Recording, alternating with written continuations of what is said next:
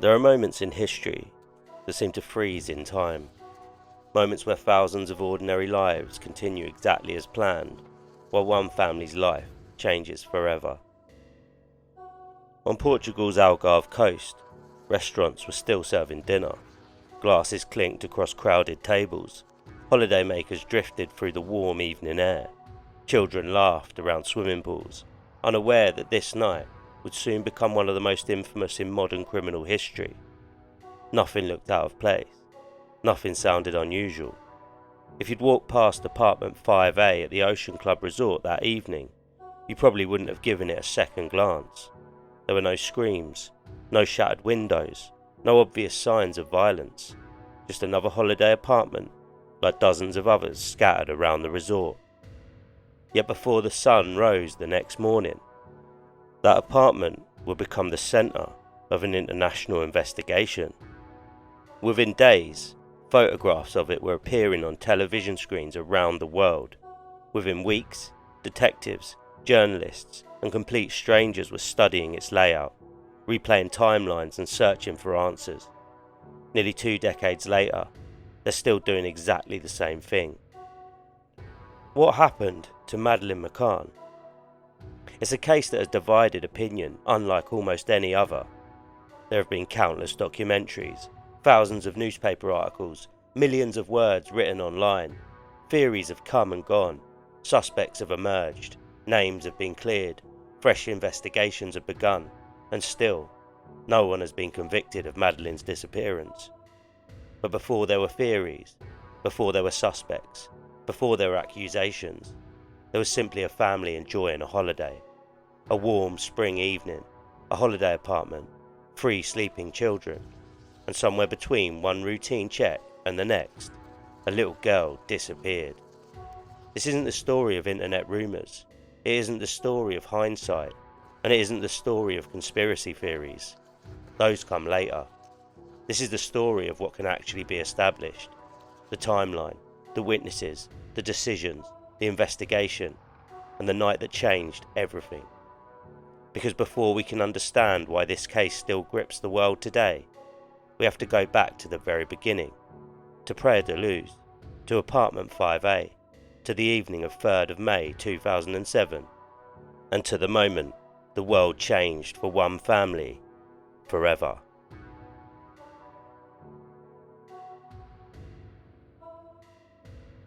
Welcome back to What They Hide, Hidden Crimes in Plain Sight. I'm Matt, and I'm your host. If you'd like to support the show, you'll find the Buy Me a Coffee link in the episode description. You can also follow the podcast on all the socials, and if you'd like to suggest a case or get in touch, you'll find all the details in the episode description. And as always, if you enjoy the show, please consider following, leaving a rating, and sharing the podcast. It genuinely helps more people discover the show, and I really appreciate every single one of you who takes time to do it. Today's episode covers the disappearance of a young child and the distress experienced by her family. Listener discretion is strongly advised. Alright, let's crack on with the show. Let's go back to Portugal, to the Algarve, to a small seaside town that until the spring of 2007 was known for little more than sunshine, beaches, and family holidays. Because long before the world's media arrived, before helicopters circled overhead, before detectives from multiple countries became involved, Praia da Luz was simply a place where families came to relax. And that's exactly why the McCanns chose it. This is the disappearance of Madeleine McCann.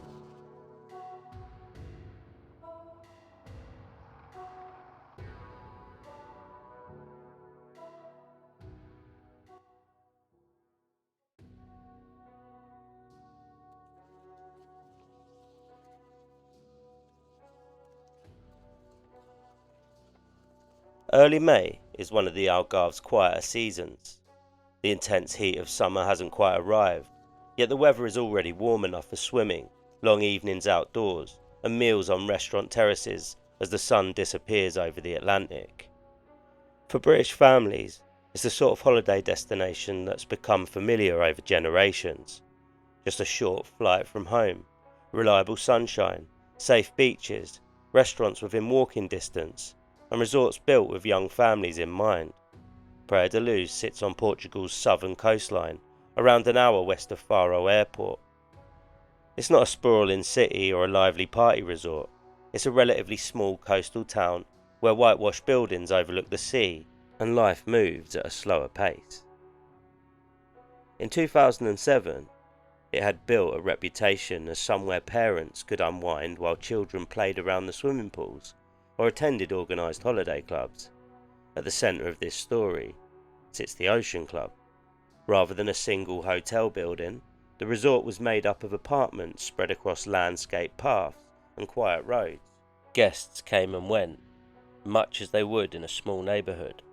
Some apartments sat close to the pool and restaurant, while others, including apartment 5A, were a little farther away, separated by public roads and pedestrian routes. For many families, that layout gave the holiday a relaxed, almost residential feel. For investigators, it would later become one of the most scrutinised locations in modern criminal history. The McCann family arrived on Saturday the 28th of April 2007. Kate and Jerry McCann had travelled from Leicestershire with their 3 children. Madeleine was just days away from her 4th birthday. Her younger twin siblings, Sean and Amelie, were 2 years old. Joining them were 7 friends, all of whom were doctors or partners of doctors. Together, they had holidayed before and planned a week that mixed family time with evenings spent eating together after the children had gone to bed. By all accounts, it was a close-knit group. During the day, the adults played tennis, relaxed by the pool, and spent time with their children. The children attended activities organised by the resort. Photographs taken during those first few days show what looks like an ordinary family holiday. Madeleine smiling beside the swimming pool, family meals, bright sunshine. Nothing to suggest that these images would soon become some of the most recognisable missing child photographs in the world. As the days passed, routines settled in. Breakfast together, morning activities, afternoons by the pool, tennis for the adults, evening meals at the resort's tapas restaurant. The restaurant sat roughly 50 metres from apartment 5A, as the crow flies, although the walking route was longer and included walking down a public road. From the restaurant, the apartment itself wasn't continuously visible, something that would become critically important after Madeleine disappeared. Rather than hiring babysitters, the group chose a system they believed struck a balance between enjoying dinner together and checking on their children. Each evening, one or more adults would leave the table every so often, walk back to the apartments and make sure the children were asleep before returning to the restaurant. To the group, it was a familiar routine, one they'd followed before, one that, in their view, allowed everyone to relax while keeping an eye on the children. Whether that decision was wise would later become the subject of enormous public debate, but it's important to remember something. At this point in the story, none of them believed they were taking an extraordinary risk.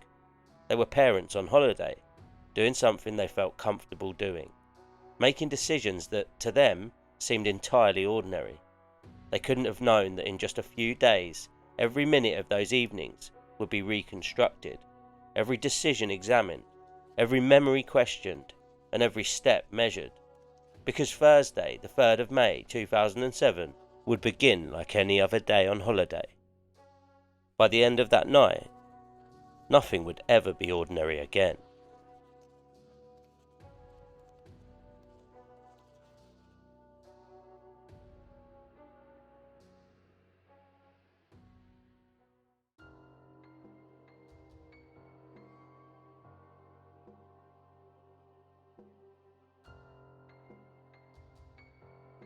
Thursday began much like every other day of the holiday. The Algarve woke beneath clear blue skies, with temperatures climbing steadily through the morning. Guests wandered between apartments, carrying towels and sun cream. Children chased one another around the swimming pools, while parents claimed sun loungers for another day in Portuguese sunshine. For the McCanns and their friends, nothing suggested this day would be remembered any differently from the 4 that had come before it.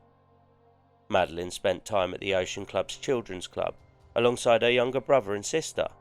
Like the rest of the group, the children took part in organised activities run by the resort staff, giving the adults time to play tennis, read by the pool, or simply enjoy a few hours to themselves. Photographs taken that afternoon have become some of the most recognisable images connected to the case. One shows Madeleine sitting beside the swimming pool, smiling into the camera. She looks relaxed, happy, and completely unaware that it would become one of the last confirmed photographs ever taken of her. Today it's known simply as the last photo. Nobody knew it at the time. It was just another holiday snapshot. As the afternoon turned into evening, families drifted back to their apartments. Children were bathed, fresh clothes replaced swimwear, parents prepared for another dinner at the tapas restaurant. It had become part of the group's routine. The restaurant sat a short walk from apartment 5A, close enough, they believed, for regular checks on the children, but not close enough to keep the apartment in constant view. Shortly after 6 o'clock, Kate and Jerry returned to the apartment with Madeleine, Sean and Amelie. The children ate dinner, they played quietly, eventually they were settled into bed. Madeleine slept in one bedroom, while the twins slept in travel cots beside her. As the evening approached, the apartment grew quiet. At around 8:30 p.m, Kate and Jerry left apartment 5A and walked to meet their friends at the tapas restaurant. The patio where they ate wasn't directly outside the apartment. To reach it, they crossed public pathways and a road before arriving at the restaurant. From their table, they couldn't continuously see the apartment. Instead, the group relied on their agreed system. Every so often, one of the adults would return to the apartments to check on the children before coming back to dinner. It wasn't a formal rota. There wasn't a stopwatch timing each visit, but everyone understood the arrangement. Dinner began, much as it had on previous evenings. Food was ordered, wine was poured, conversation flowed easily. Holidaymakers around them chatted over meals, completely unaware that one of the biggest missing child investigations in modern history was already quietly ticking towards its beginning. At approximately 9:05 p.m, Jerry McCann left the table to carry out the first check on his children. He later said he found the apartment quiet. The twins were asleep. Madeleine appeared to be asleep in her bed. Nothing looked unusual. Nothing caused him concern. He quietly left the apartment and returned to the restaurant. If everything had happened exactly as expected after that, none of us would know the name Madeleine McCann today. But sometime over the next hour, something changed. Exactly when it changed, and exactly who was responsible, remains the question investigators have been trying to answer ever since. The next check wouldn't come from Jerry. It would come from one of the other members of the dining group, and what he later described seeing would become one of the most discussed moments in the entire investigation, because at around 9:15 p.m, a man named Jeremy Wilkins was walking home with his young child, and completely by chance, he crossed paths with Jerry McCann.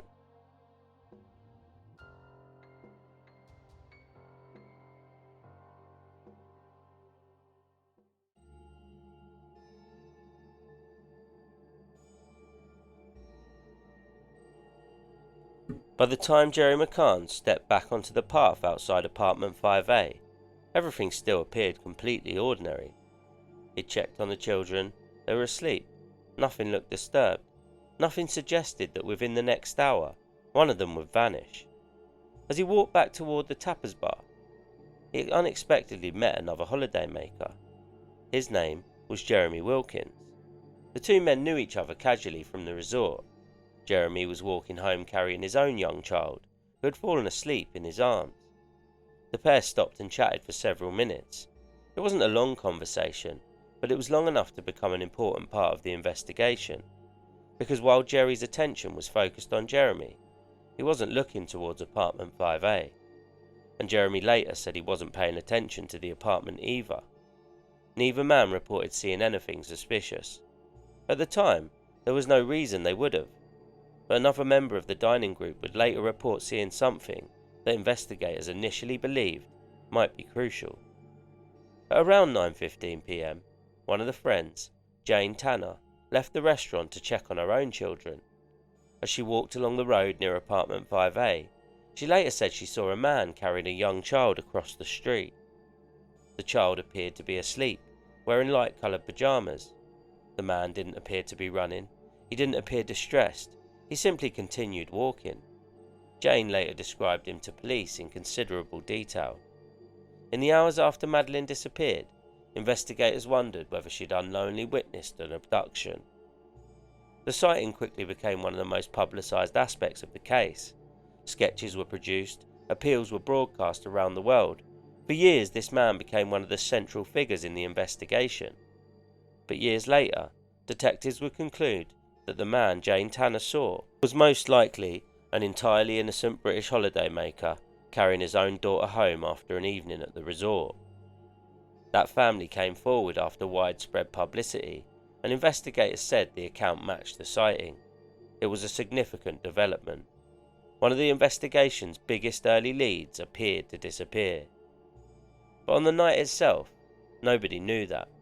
Back at the restaurant, dinner continued. Conversation drifted from one topic to another. The atmosphere remained relaxed. Then at around 9:30 p.m, another friend, Matthew Oldfield, offered to check on the McCann children while he went to look in on his own. Kate accepted. Matthew walked to apartment 5A. He entered through the unlocked patio doors. Inside, everything was quiet. The twins were asleep. He later said he didn't walk fully into the children's bedroom or physically check Madeleine's bed. Instead, he listened. He could hear breathing. He believed all three children were asleep. Satisfied that everything was fine, he returned to the restaurant. Looking back, this moment has been analysed endlessly. Did he simply not look closely enough? Was Madeleine already gone? Or was she still in the apartment at that exact moment? The truth is, nobody knows. His visit has never provided a definitive answer. What it did establish was just how narrow the timeline had become. If Madeleine was already missing, it happened before Matthew arrived.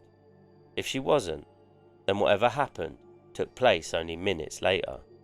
By now, it was approaching 10 o'clock. Kate McCann stood from the table. It was her turn to check on the children. She walked the now familiar route towards apartment 5A. The evening air was still warm. The resort was quiet. Nothing suggested she was about to step into the moment that would change her family's life forever. As she approached the apartment, she noticed something she hadn't expected. The bedroom door wasn't quite where she had left it. It was open wider than before. At first she assumed one of the children had moved it. She pushed it back. Almost immediately, it drifted open again. Later she would say the window and its shutter were open. She hurried into the bedroom. The twins were still asleep, but Madeleine's bed was empty. For a split second, Kate searched the room. She looked behind the curtains. She checked the wardrobe. She called Madeleine's name. There was no reply. She ran back outside, across the courtyard, towards the tapas restaurant. Witnesses later would recall the panic in her voice. As she reached the table, she cried out the words that would echo round the world. "Madeleine's gone." Then moments later, "They've taken her." Within minutes, the holiday was over. The search had begun, and somewhere in the darkness around Praia da Luz, whether on foot or in a vehicle, whoever knew what had happened to Madeleine McCann was already gone.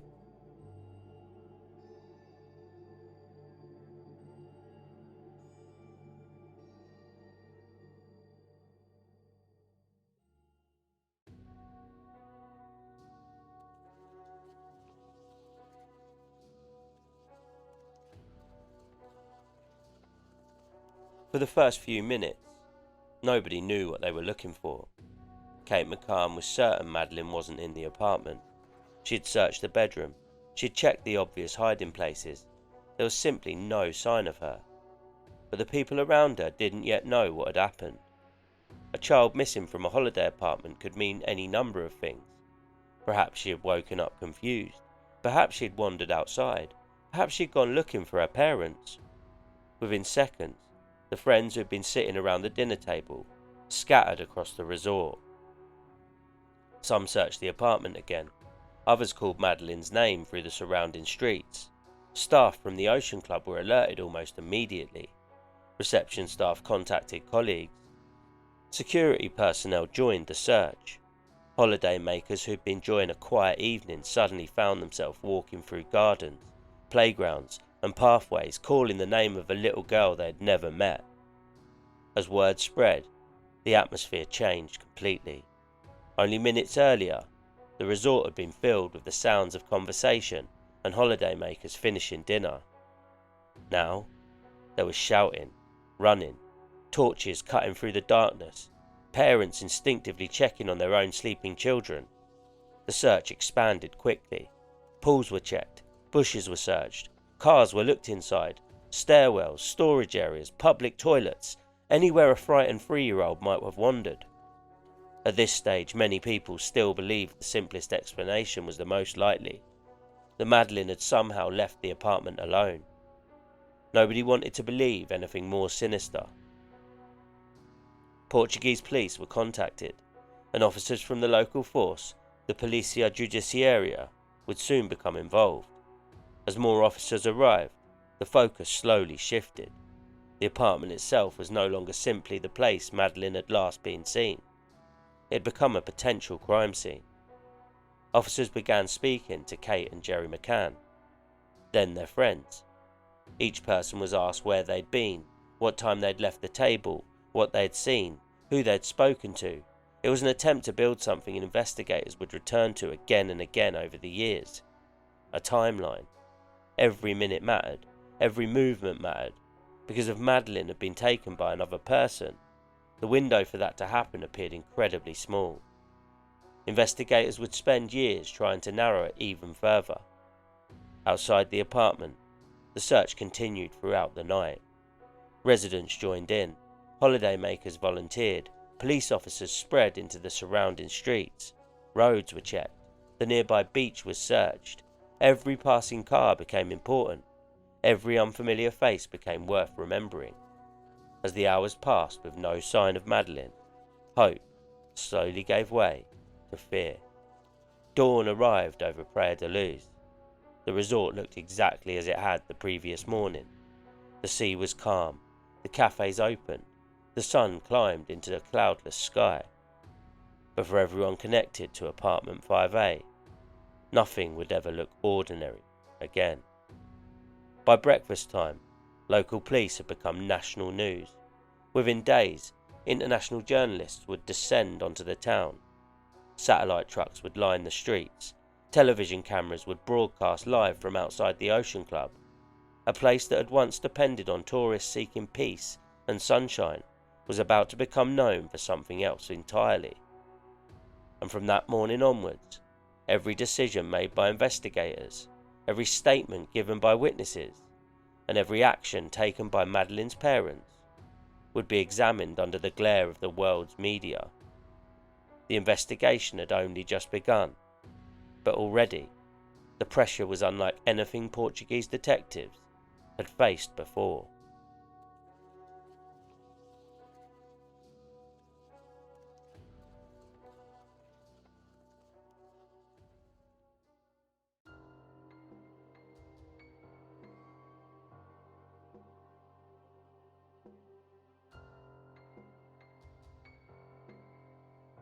By the morning of Friday the 4th of May, the search for Madeleine McCann had become something very different. No longer were police simply looking for a child who may have wandered away. Every passing hour without a sighting increased the possibility that detectives were dealing with an abduction. For the officers arriving in Praia da Luz that morning, there was an immediate challenge. There was no obvious crime scene, no clear suspect, no ransom demand, no eyewitnesses who could say they'd seen Madeleine being taken. Just an apartment, a handful of witnesses, and a timeline that seemed to leave almost no room for someone to enter unnoticed. Apartment 5A quickly became the centre of the investigation. Crime scene officers began documenting every room. They photographed furniture, measured distances, collected fingerprints, looked for fibres, hair, footwear impressions. Anything that might explain what had happened during that narrow window between the evening checks. The apartment wasn't large. The children's bedroom sat close to the living area. The twins, remarkably, had slept through everything. Even as police officers, forensic specialists, and family friends moved around the apartment in the hours after Madeleine disappeared, Sean and Amelie remained asleep. It's one of those details that still surprises people today. How could two toddlers sleep through so much activity? The answer may simply be that they were exhausted after a full day on holiday, but it became another of the countless questions people would later debate. Outside, detectives widened their inquiries. Every member of staff working at the Ocean Club was identified. Receptionists, cleaners, maintenance workers, restaurant employees, tennis coaches, childcare staff. Anyone who had been on site during the previous week could potentially hold an important piece of information. Guests who had been staying at the resort were also interviewed. Police wanted to know whether anyone had seen any unfamiliar face, a suspicious vehicle, someone lingering near apartment 5A. Most people hadn't, but as often happens in major investigations, once news of the disappearance spread, memories began changing. People started recalling small details that hadn't seemed important the night before. A man standing on a corner, someone walking quickly, an unfamiliar car. Investigators had to separate genuine recollections from memories shaped by hindsight. It's one of the most difficult tasks in any major inquiry. Witnesses are rarely lying, but memory isn't a video recording. It changes, especially after trauma. Meanwhile, Kate and Jerry McCann were beginning a nightmare they couldn't have imagined just 24 hours earlier. Instead of spending another day by the pool with their children, they were giving statements, answering questions, trying to remember every conversation, every movement, every minute of the previous evening. Police asked about routines, who checked the children, what time, which doors had been locked, which windows had been opened. It was painstaking, necessary, and emotionally exhausting. As detectives worked, another force was gathering pace. The media. Initially, local Portuguese journalists reported that a British child had disappeared from a holiday apartment. Within hours, British news organisations had picked up the story. Television crews arrived. Reporters began broadcasting from outside the Ocean Club. Newspapers wanted photographs. Neighbours wanted interviews. The quiet streets of Praia da Luz suddenly filled with satellite vans, camera crews, and photographers. Residents watched as their peaceful town transformed almost overnight. Many would later say they barely recognised it. Businesses remained open. Tourists still arrived, but the atmosphere had changed. Every cafe conversation seemed to revolve around the same question. Had someone really taken a child from a holiday apartment? Or was there another explanation that nobody had yet uncovered? As the investigation entered its second day, police knew one thing for certain. If Madeleine had been abducted, time wasn't on their side. The first 48 hours are often the most critical in any missing child investigation. Every road that hadn't been stopped, every vehicle that hadn't been searched, every hour that passed, made finding Madeleine alive even harder. And yet, despite hundreds of officers, volunteers, resort staff, and local residents searching the surrounding area, there was still no confirmed sighting, no verified ransom demand, no forensic breakthrough, no suspect, just silence. It was a silence that would soon be filled by something else. Rumour, speculation, and a flood of reported sightings from across Portugal, and then across Europe. Some would prove to be genuine mistakes, others would consume valuable investigative time, but in those early days, detectives couldn't afford to dismiss any possibility, because somewhere, someone knew exactly what had happened after Madeleine McCann vanished from apartment 5A. The question was whether that person had already slipped beyond Portugal's borders, or was still hiding in plain sight.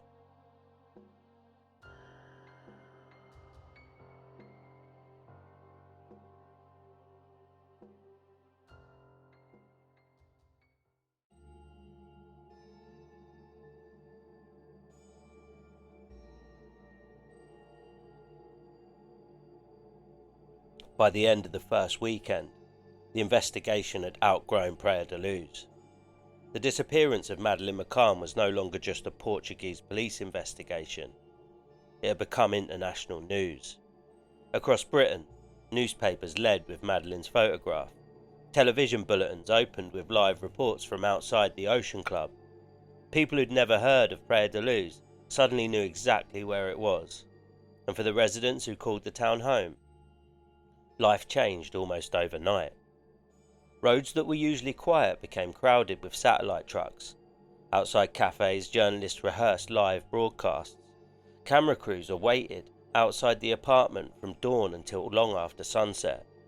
Residents found themselves being questioned every time they stepped outside. Had they seen anything? Did they know the McCanns? Did they recognise any of the faces now appearing on television? Some wanted to help. Others simply wanted their town back. For many local business owners, there was another worry. Summer was approaching. The Algarve depended on tourism. And now, every report seemed to show the same apartment, the same police tape, the same haunting photograph of Madeleine smiling to the camera. The town's name became inseparable from the case. Even today, for millions of people around the world, hearing the words Praia da Luz brings only one thing to mind. As media attention intensified, so did the search. Thousands of posters carrying Madeleine's image were distributed across Portugal, then Spain, then the rest of Europe. Airports displayed her photograph, motorway service stations displayed her photograph, shop windows displayed her photograph. Her face became one of the most recognisable in the world. Back at the Ocean Club, detectives continued working through the evidence. Every guest staying at the resort was identified. Witness statements were reviewed again. Timelines were refined. Officers retracted routes between the tapas restaurant and apartment 5A, measuring walking times and comparing individual accounts. Could someone have entered the apartment unnoticed? If so, from where and how? One of the biggest challenges facing investigators was that there appeared to be no clear forensic evidence pointing in any one direction. There were no obvious signs of forced entry, no immediate physical evidence identifying a suspect, no eyewitness who'd actually seen Madeleine leave the apartment. Every possibility remained open. That meant every lead had to be explored. As appeals continued, reports of possible sightings began arriving from across Europe. A young girl seen at a petrol station, a child resembling Madeleine at an airport, another reported sighting in Spain, then Belgium, then Morocco. Every report had to be assessed. Some sounded convincing, others fell apart almost immediately, but detectives couldn't simply ignore them, because all it would take was one genuine sighting. One witness remembering the right detail to change the entire direction of the investigation. Meanwhile, Kate and Jerry McCann made a decision that would shape the public profile of the case.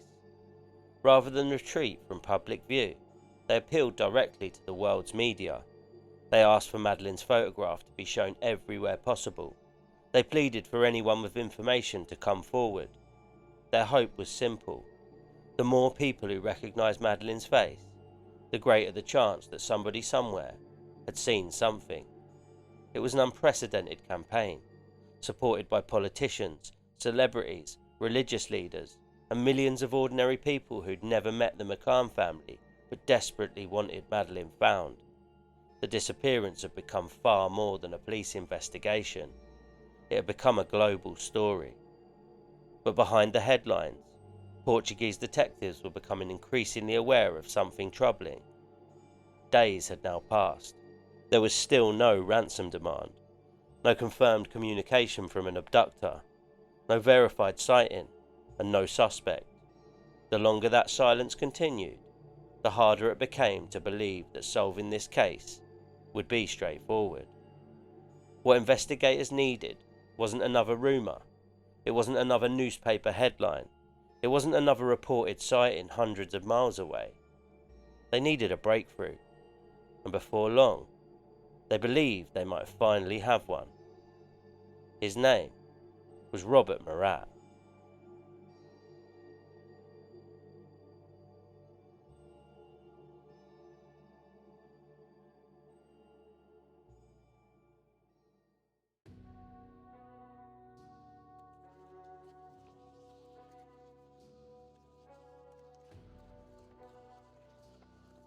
As the days turned into weeks, pressure on the investigation continued to build. Madeleine McCann's face was known around the world. Police were receiving hundreds of calls, some genuine, many well-intentioned, others simply impossible to verify. Every lead demanded time, every tip had to be assessed, but despite the sheer volume of information arriving, detectives still didn't have what every major investigation needs: a credible suspect. That changed on the 14th of May 2007. A British man living in Praia da Luz suddenly found himself at the centre of the investigation. His name was Robert Murat. Murat had lived in Portugal for several years and spoke both English and Portuguese fluently. Because of that, he initially offered to help. He acted as an interpreter between police and English-speaking witnesses, and was present around parts of the investigation during the early days. At first, nothing about that seemed unusual, but journalists began noticing him. He appeared near the investigation, he spoke confidently about the case, he seemed to be everywhere. Some reporters mentioned his name to police. Separately, detectives had already begun looking more closely at him. Exactly why suspicion grew has been debated over the years. It appears to have been a combination of witness information, investigative inquiries, and concerns raised during those early stages of the investigation. Eventually, Portuguese police took the significant step of declaring Robert Murat an arguido. Under Portuguese law, that doesn't mean someone has been charged with a crime, nor does it mean they're guilty. It gives investigators the legal status to question someone as a formal suspect while protecting certain legal rights. Outside Portugal, however, that distinction was often lost. Headlines around the world described Murat as the suspect. Almost overnight, his life changed. Police searched his home, they examined his property, specialist teams searched the surrounding land, computers, vehicles and personal belongings were seized and examined. Friends, neighbours and family members were interviewed. Detectives hoped the searches would uncover something that connected him to Madeleine's disappearance. But as the weeks passed, no such evidence emerged. No forensic evidence linked Robert Murat to Madeleine. No charges were brought against him. As the investigation continued, the case against him grew weaker rather than stronger. Years later, Portuguese authorities lifted his arguido status when the investigation was archived. He consistently denied any involvement in Madeleine's disappearance. The intense media coverage had another consequence. Murat later brought legal actions against several British newspapers over false allegations published about him. A number of those organisations settled the claims and apologised. His story became one of the earliest examples of how easily someone can become the focus of worldwide suspicion long before any evidence has been tested. Meanwhile, the investigation hadn't moved any closer to finding Madeleine. Detectives were back where they'd started. No confirmed suspect, no verified sighting, no clear explanation for what had happened inside apartment 5A. But while police were struggling to answer those questions, another investigation was beginning. Not inside a police station, but in newspaper offices, television studios, and around dinner tables across Britain.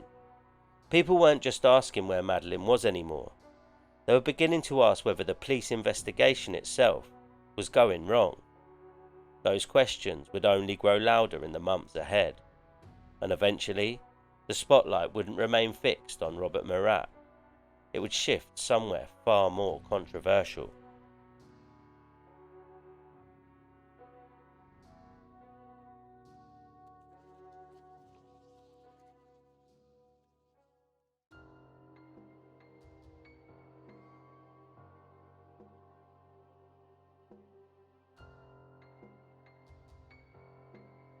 By the summer of 2007, the investigation had reached a crossroads. Nearly 4 months had passed since Madeleine disappeared. Despite countless interviews, thousands of reported sightings, and one of the largest missing child investigations Europe had ever seen, there was still no trace of her. For detectives, that created an enormous problem. Every day without a breakthrough made the investigation harder. Memories faded, potential evidence became more difficult to recover. Witnesses began questioning their own recollections, and all the while, the world's media continued demanding answers. The Portuguese investigation now faced criticism from several directions. Some questioned whether the apartment should have been sealed more quickly. Others argued that valuable time had been lost during those crucial first hours. There were also concerns about communication between different agencies and the sheer scale of the international attention surrounding the case. It's important to remember that many of these criticisms were made after the event, with the benefit of hindsight. At the time, detectives were trying to investigate an extraordinarily complex case under relentless global scrutiny. As the weeks passed, forensic specialists from the United Kingdom were asked to assist. British experts examined evidence collected from apartment 5A and other locations connected to the investigation. Among the resources deployed were specialist search dogs trained to detect the scent of human blood and human remains. The dogs were handled by an experienced British police dog handler whose work had previously been used in major investigations. Their searches attracted enormous attention. One dog indicated in several locations connected with the McCann family's apartment and belongings. Another indicated in some overlapping areas. Those indications quickly became one of the most discussed aspects of the entire investigation. But it's vital to understand what they did and didn't mean. A dog's indication isn't on its own evidence that a crime has occurred. It's an investigative lead, something detectives can explore further. Any indication must be supported by other reliable evidence before it can be treated as proof of anything. In Madeleine's case, the subsequent forensic examinations didn't produce evidence capable of proving that Madeleine had died in the apartment, or that her parents were responsible for her disappearance. Even so, news that specialist dogs had made indications soon found its way into newspapers around the world. Public interest intensified, questions multiplied. Every new headline seemed to generate another theory. Back in Portugal, detectives continued interviewing witnesses. They revisited timelines, compared statements, measured distances again. They wanted to know whether anyone's account had changed, whether somebody had remembered a detail they'd previously overlooked. The McCanns continued to cooperate with the investigation, while also maintaining a very public campaign to find their daughter. They travelled, they gave interviews, they met public figures, including Pope Benedict during a visit to the Vatican City. Wherever they went, they carried the same message: please don't stop looking for Madeleine. But public opinion was becoming increasingly divided. Some people believed the investigation was making progress, others felt it was losing direction. Rumours spread faster than facts. Newspaper front pages competed for exclusives. Television debates filled with commentators offering opinions based on incomplete information. The line between confirmed evidence and speculation was becoming blurred. For detectives, none of that answered the one question that mattered. Where was Madeleine? Then in early September 2007, the investigation took a dramatic and deeply controversial turn. The decision was made that would dominate headlines around the world. It would fundamentally change public perception of the case, and it would ensure that from that moment on, almost every development would be viewed through a completely different lens. Kate and Jerry McCann were about to be named Arguidos, a decision that would alter the course of this investigation, and one that remains one of the most debated moments in modern criminal history.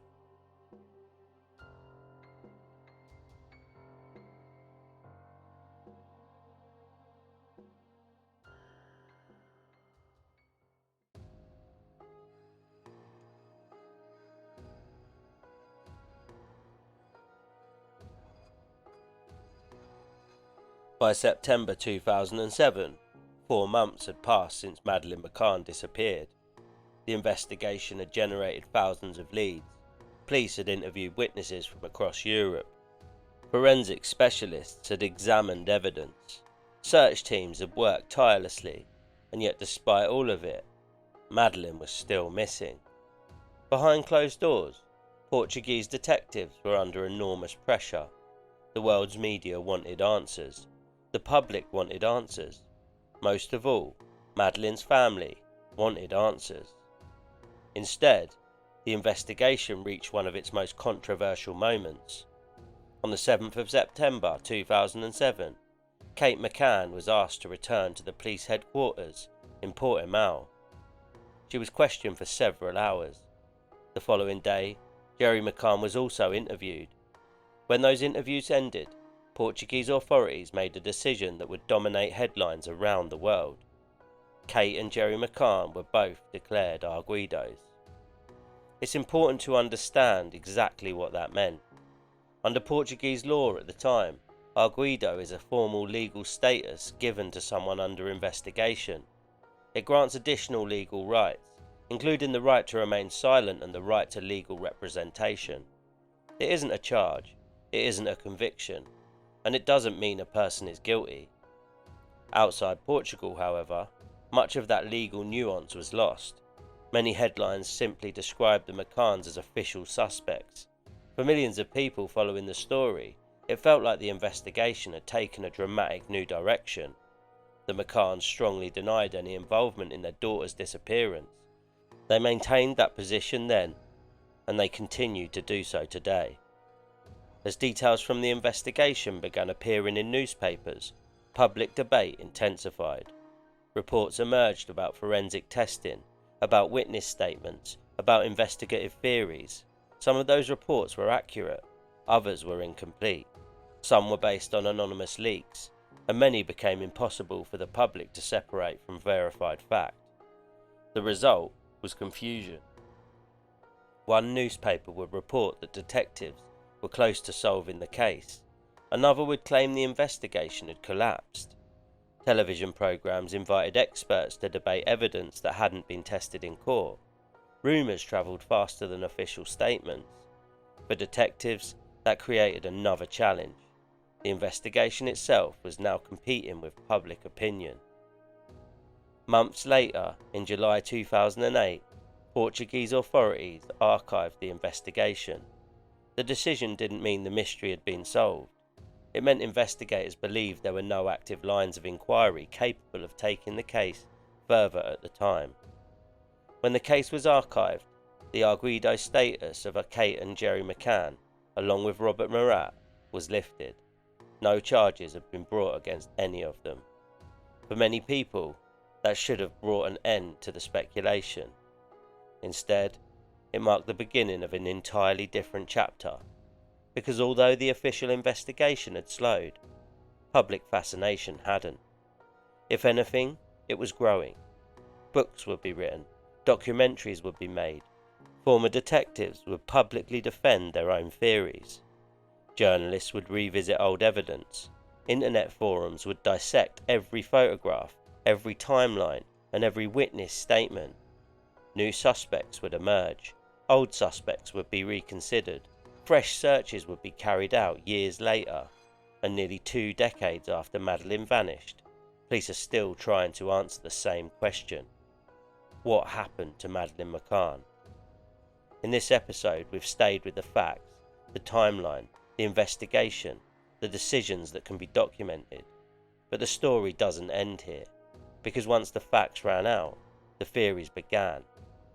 In the next episode, we'll examine the allegations, the competing investigative theories, the shift in focus of suspicion over the years, the emergence of new suspects, the continuing investigation, and how one little girl's disappearance changed not only her family's life, but the lives of everyone connected to the quiet seaside town of Praia da Luz. Because sometimes, the greatest mystery isn't what happened. It's why after all these years, nobody can prove exactly who was responsible.